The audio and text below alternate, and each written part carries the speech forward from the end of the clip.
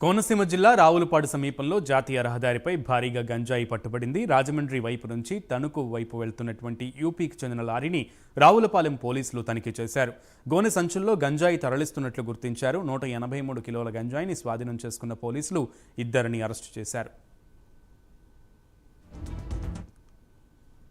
ఈరోజు సాయంత్రం మాకు పోలీసు నిఘా వ్యవస్థ నుంచి మాకు వచ్చే సమాచారం బట్టి ఒక లారీలో గంజాయి వెళ్తుందని చెప్పేసి మాకు సమాచారం ఇచ్చారు మా పై అధికారులు.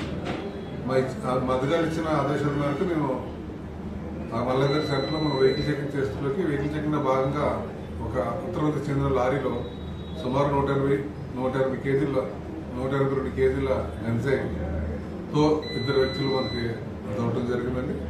అది రాజమండ్రి ప్రాంతం నుంచి అది లోడ్ చేయడం జరిగింది. మళ్ళీ అది ఇప్పుడు మనకి హర్యానా వైపు మనకి వెళ్తుందనేసి సమాచారం వచ్చింది. ఇందులో పూర్తి వివరాలు ఇంకా తెలియస్తుంది. ఇంకా దర్యాప్తు చేస్తాం. దర్యాప్తు అయిన తర్వాత